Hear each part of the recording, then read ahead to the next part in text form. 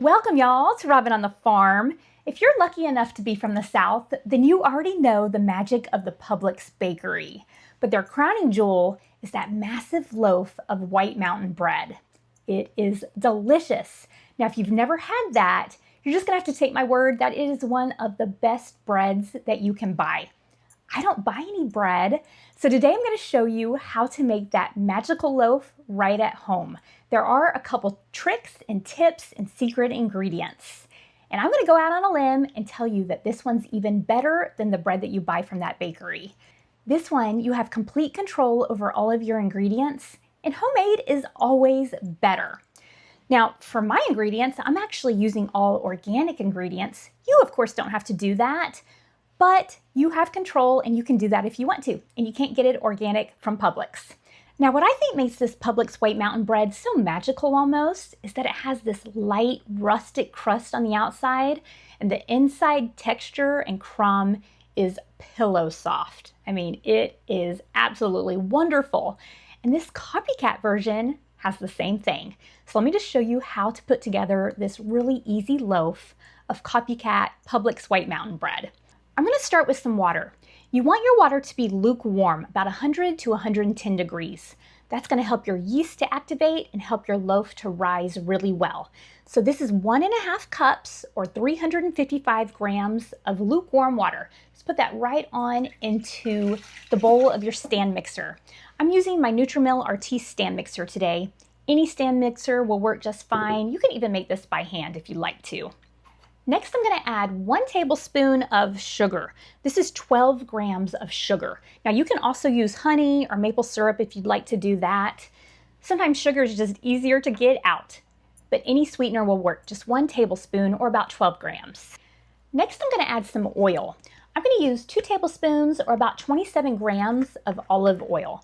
You can use any kind of oil that you'd like to. You can even use 2 tablespoons of melted butter if you'd like to. But I like this recipe with the oil. So I'm using 2 tablespoons or about 27 grams of this olive oil. Just add it right on in there with your water and your sugar. Now it's time to add the flour. Now for this recipe, I really like using bread flour over all-purpose flour. And that's because with bread flour, it has a higher protein content and you're gonna get a better chew, a better rise, just better textured bread with bread flour. But if you're in a pinch, you can use all-purpose flour too. Now, I also make a fresh milled flour version of this recipe, and I'll share that with you another time, or I'll even leave that recipe down in the printable recipe too. I'm adding 4¼ cups or 510 grams of bread flour. And I've already weighed this out, measured it out, so I'm just gonna add it right on into my mixing bowl.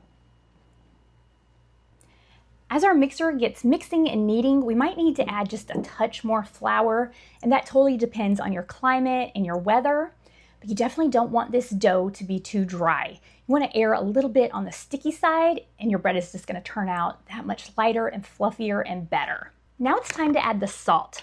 I'm going to add 2 teaspoons or about 12 grams of salt. I love this Redmond's Real Salt. What kind of salt do y'all like to use? I'd love to know what y'all are using out there. So 2 teaspoons or about 12 grams of salt. Definitely don't measure it over your mixing bowl in case you over pour. So that's 1 teaspoon, 2 teaspoons, right on in there with everything else. Now I'm gonna add the yeast. I'm gonna add 1 tablespoon or about 9 grams of this Saf Instant yeast. Just gonna add it right on in there. I love the Saf Instant yeast. It's been really reliable and I like it. I keep mine in the freezer. I keep it frozen. I get it out right before I make bread. You don't have to let it sit out and come to room temperature or anything like that. Just use it, throw it back in the freezer, and your yeast is gonna last for years and years and years. So buy it in bulk and make a lot of bread with it. You'll be glad that you did because you'll save a lot of money that way on yeast. Now these next 2 ingredients are totally optional, but these ingredients are gonna help take this loaf to the next level. This is gonna give us that bakery quality loaf. So I highly recommend them. If you don't have these ingredients, make this recipe just like this, and then next time, try it with these ingredients and see if you think it makes a big difference, because I sure do. These ingredients help improve the elasticity, better oven spring, and give you a lighter, fluffier texture, which is what you really have to have if you're making a Copycat Publix White Mountain Bread. So those two ingredients are sunflower lecithin and vital wheat gluten. Now, both of these are natural. They're not considered additives. They will make your bread that much better. Now, these are ingredients that I use a lot in my fresh milled flour baking and not so much with my bread flour loaves. But for this recipe, these really help improve this loaf. So I'm going to add 1 tablespoon of this sunflower lecithin, which is about 8 grams. This is a natural emulsifier. And I'm also going to add 1 tablespoon or about 8 grams of this vital wheat gluten. I got this from Missouri Standard. This is organic vital wheat gluten. So I'm going to add this right on in, and that's also about 8 grams. Okay, those are all of the ingredients for our Copycat Publix White Mountain Bread. I'm going to go ahead and get this mixing and kneading. I'm going to let this mix just for about a minute or two and then check on my dough, make sure that it doesn't need any extra flour or water, and then I'm going to let this knead for about 8 minutes. I've let this dough mix at a low speed just for a minute or two, just until I could check and be sure that my ball of dough looks good. You can see that it's not sticking to the sides or to the bottom of my mixing bowl, so I know it's not too wet. It's also coming together into a nice smooth ball of dough, so I know it's not looking dry or crumbly. Now that I know that my ball of dough looks good, I'm going to turn this up to a medium-low speed and let this knead for about 8 minutes. I let this dough knead for 8 minutes. Now, I have a really good, efficient mixer. If you feel like yours isn't quite as efficient as this one, then you can let it go for about 10 minutes. You definitely want it to knead enough, or your bread might be a little bit dense. So kneading is super important. It helps your gluten to develop and gives you a nice rise to your breads. But now that it's all kneaded up, I'm going to go ahead and get it out of the mixing bowl. Now I have a big bowl here that I'm going to let it rise in, and I poured a little bit of olive oil into it. And now I'm going to get a little bit of that olive oil on my hands and get this dough out of the mixing bowl. Look at this nice dough. It's stretchy, it's elastic, I can handle it, but it's still nice and tacky, just a tiny bit sticky, which is what I want for this recipe. You don't want it to feel dry, you want to be able to handle it. Oh, this is really nice. It's going to give us really nice bread. Okay, I'm going to go ahead and throw this dough into my bowl, just like that, and I'm going to let it rise here on the countertop. I'm going to cover it with a wet tea towel just to help it to not dry out while it's rising. You can cover it with plastic or anything like that. But I'm going to let this rise for about 1.5 to 2 hours, which is longer than I normally do for my bread doughs. But this one, I want to get it really nice and fluffy, and that just helps this bread turn out even more like the real Publix bakery bread. So I will show this to you in about 1.5 to 2 hours, and then we'll go on to the next step.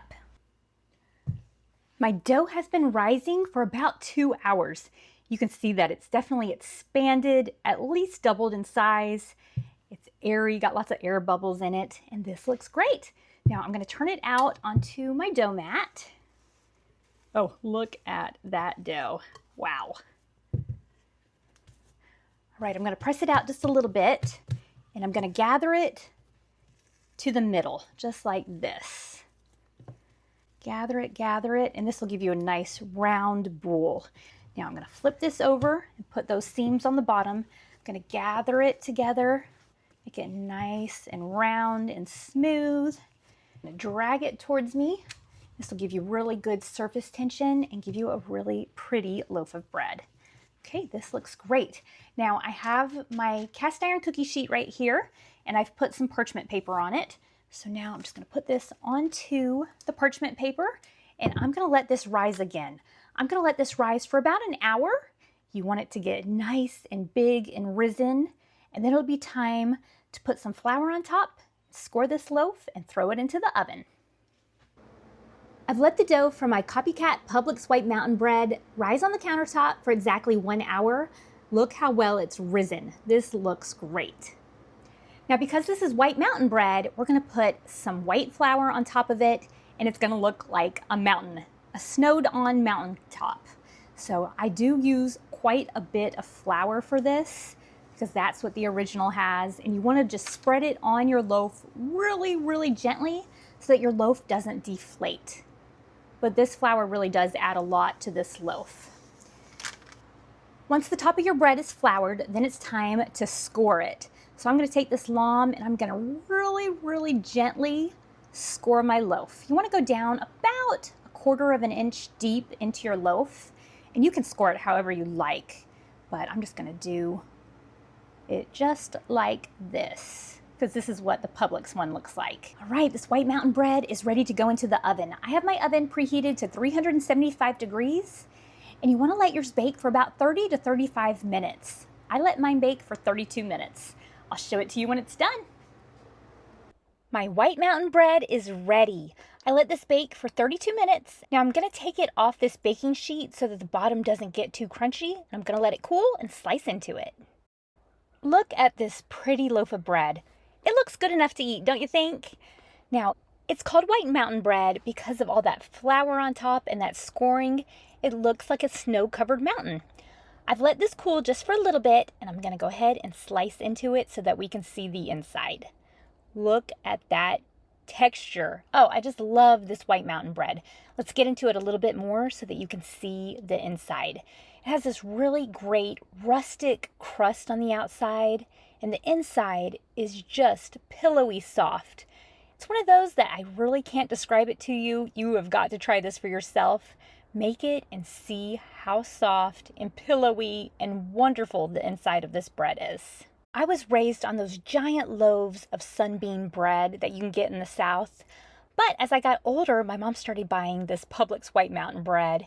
We just devoured it. It was my all-time favorite bread. Once I got married and started making my own bread, I tried for years and years to make a good Copycat Publix White Mountain bread, and this is the recipe that I finally landed on. So I think this one is so close to the original. We don't have Publix near us here in Arkansas, but we recently went to the beach, and while we were in Florida, I had to stop by Publix, and I bought a loaf of Publix White Mountain bread. I haven't bought bread in years, so I felt a little bit guilty doing it, but we just had to have it. I was a little bit nervous to see what my kids would say about it, but they actually preferred my homemade version of the Publix White Mountain bread better than the original. So that was a big win in my book. That made me feel pretty good about my recipe. So if you want to give this Publix White Mountain Copycat bread a try, I'll leave the printable recipe down in the description and on my website, robinonthefarm.com. Like all my loaves, I'm storing my homemade White Mountain bread in one of our handmade beeswax bread bags. These are 11.5 by 17 inches, nice and big for this loaf of bread. You can find these on my website, robinonthefarm.com. Thanks so much for being here with me on Robin on the Farm. I'll see y'all next time. Robin's in the kitchen, dough beneath her hands, wheat from the fields and eggs from her land. Sunlight through the window, a warm golden glow. She's working hard to make that dough. With flour on her apron, loving each knead, ground wheat fresh, sowing her seed. The smell of fresh bread rises in the air. Simple life without a care. In Robin's kitchen, dreams come alive. Each loaf of bread